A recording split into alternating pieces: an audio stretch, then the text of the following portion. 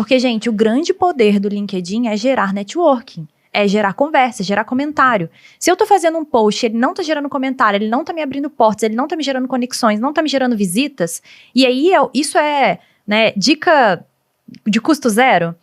Dentro do LinkedIn existem os analytics do seu post. Ali você vai conseguir identificar se aquele teu post foi relevante, se ele alcançou, se ele gerou comentário, se as pessoas te seguiram após ele, se te visitaram teu perfil. Isso você consegue medir o quanto aquele post foi relevante pro teu público, né? E aí que pega as coisas muito genéricas. Porque se a gente entra nesse campo de, eu vou pedir pra IA fazer algo genérico e não é um conhecimento meu, não é uma vivência minha, é diferente de quando eu levo um conteúdo que eu li ou algo que eu pensei, que veio de uma reunião que eu fiz e peço pra estruturar, né? Então, aí a coisa muda, né? Porque aí tem autenticidade, né? Perfeito. O problema de todo mundo usar os mesmos prompts e o mesmo tipo de texto é que fica todo mundo igual, né? Fica Exato. todo mundo igual. E você acha que olhando para quem está nos ouvindo nesse momento, né, que entra no LinkedIn para consumir conteúdo e também para publicar, para escrever alguma coisa, você acha que essa autoria, né, essa forma de escrever da pessoa e não do GPT e tudo mais, é um sinal de relevância dentro dessa rede de network?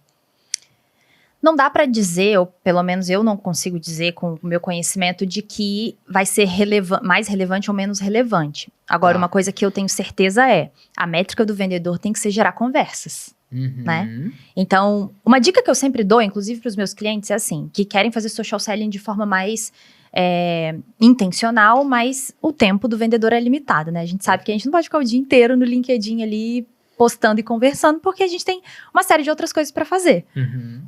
Então, a minha dica é: invistam em comentários nos posts das pessoas. Comentários relevantes, não é o parabéns palminha só, sabe? Aqueles botões do LinkedIn, eu acho que tá na hora de falar pro pessoal tirar aqueles botões de comentário ali, porque, né? Os padronizados. Os padronizados. Exato. Cara. Uma coisa que eu falo é: usa o padronizado para se inspirar. Tem ali um comentário, complementa ele. Isso. Coloca mais uma linha. Coloca mais alguma coisa que você admira na pessoa, se for um parabéns de uma nova, né, promoção, algo do gênero. Mas assim, não sei o que postar, não sei por onde começar. A gente só vai ter conteúdo para compartilhar quando a gente consome. Isso é o início da coisa, né? Perfeito. Então a gente precisa seguir quem a gente admira. A gente precisa ler conteúdos que a gente admira. Então, não sei por onde começar. Assina uma Harvard Business Review. Maior referência que a gente tem hoje em negócios. Assina uma newsletter que você confia. Segue uma galera que você gosta. Vai ouvir um podcast legal sobre vendas, né? Se você quer compartilhar sobre isso. Então, quando a gente consome, a gente consegue compartilhar. Porque aí é um insight que eu vi. O insight não precisa ser meu. Eu posso colocar, o Léo falou isso em tal podcast, isso aqui me trouxe esse insight, eu vivi isso no meu dia a dia, né? Eu conheço pessoas que eles usam as ferramentas de IA de gravação de call, né? Então tá ali conversando com o cliente, tá trazendo insight, chega pra IA no final e fala assim: qual foi o insight dessa reunião que eu posso compartilhar no LinkedIn? Olha que interessante. Olha Essa é que uma insight dica legal, muito prática, né?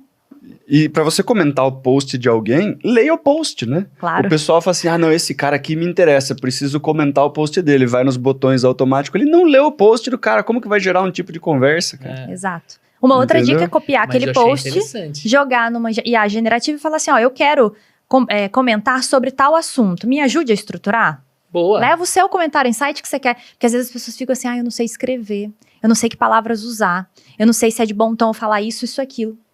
Gente, a gente precisa usar a IA pra tirar da nossa cabeça o peso de será que isso tá bom, será que aquilo não tá bom? Mas levar a ideia desestruturada e deixar ela estruturar pra gente. Né? E você pode, inclusive, pedir, me dê 3 versões, né? É. E aí você lê e você escolhe. Essa aqui tem mais a minha cara ali. Cara, mas essa ideia que você deu, muito legal mesmo. A gente usa... Nós somos parceiros da SalesBuddy, né? A gente usa essa ferramenta e nunca me passou pela cabeça fazer isso que você acabou de falar, assim. Sabe? Tá pago. Sim. Baita insight, assim, de pegar e extrair, né? Olha, e você pode usar a transcrição ou dentro da própria ferramenta pedir para qual é o principal insight da reunião. Perfeito. Pô, muito legal. Gostei bastante.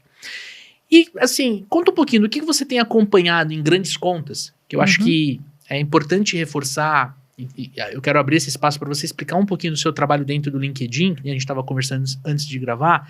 Dentro dessas grandes contas que você trabalha, o que você vê de diferente dessas grandes contas que, de repente, as pessoas que usam o LinkedIn no dia a dia, elas não estão com o radar ligado, né? Principalmente olhando para social selling. Para mim, o que fica muito nítido entre os grandes projetos que a gente tem e quem patina ainda no LinkedIn é olhar para longo prazo. Tá? E aí eu vou trazer um ponto também do meu histórico com Outbound. Já liderei times, né? Não comentei ali no início, mas já liderei times de vendas e pré-vendas, Outbound principalmente, para expansão de scale-up, enfim. E uma coisa que eu vejo é a necessidade do curtíssimo prazo. Só que isso para Outbound ele é extremamente perigoso. E aí eu não digo que não é possível, tá? Porque e quando a gente precisa escalar, a gente tem que ter ações de curto prazo. Só que a gente também precisa pensar no médio e no longo prazo. Uma estratégia de social selling, ela é uma estratégia de longo prazo. Ela não necessariamente vai me dar oportunidade amanhã, muitas vezes. Mas ela vai me abrir uma conversa, tá?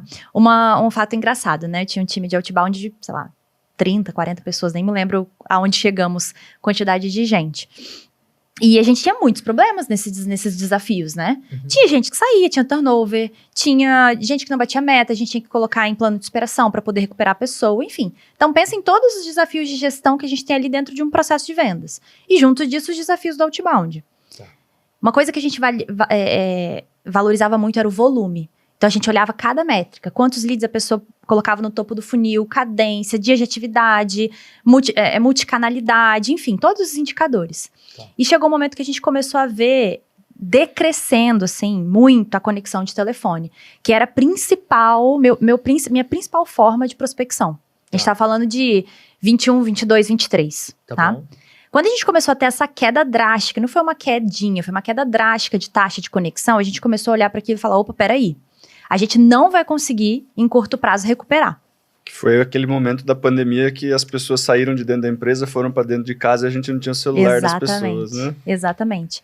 Mas ela tá falando 21. Mas já é um pós-pandemia, na verdade. Pós-pandemia.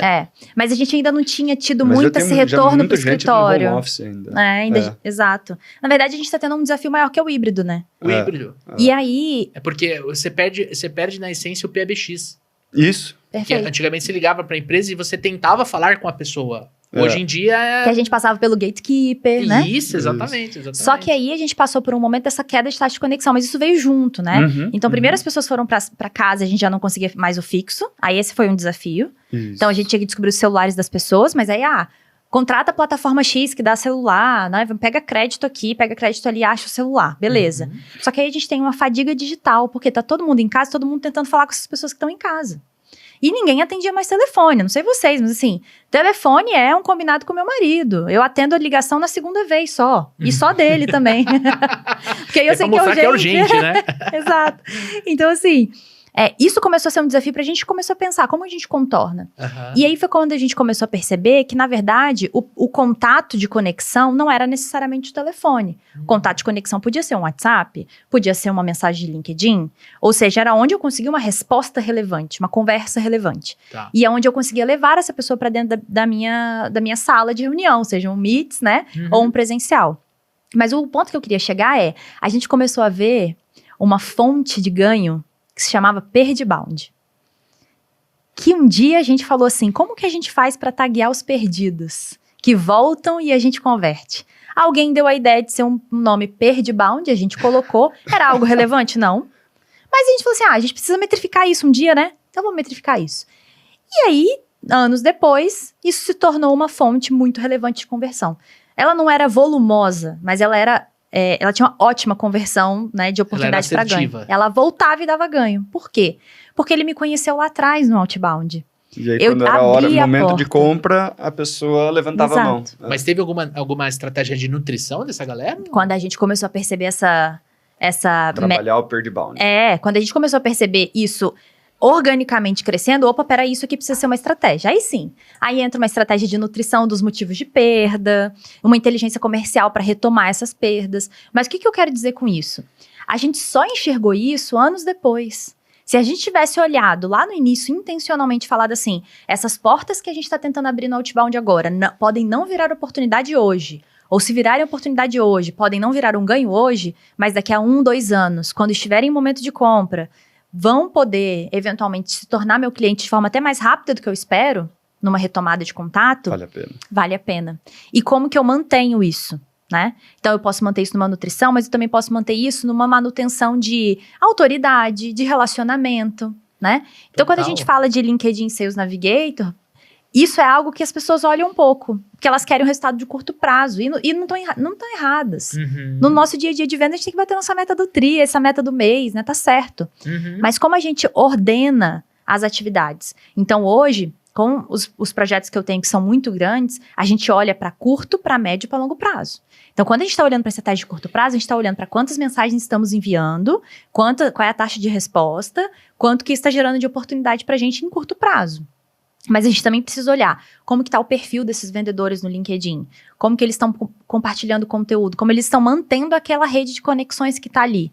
Porque aquela rede de conexões vai trocar de empresa, pode me levar para outra empresa, vai voltar eventualmente em algum momento correto e vai gerar pra gente uma receita nova, né? Então, isso é algo que a gente precisa olhar com mais carinho. A gente viveu isso depois, olhando no retrovisor. Tá. E aí, começamos a traçar estratégias, tá? E isso virou, de fato, uma área de inteligência comercial lá pra gente, na época.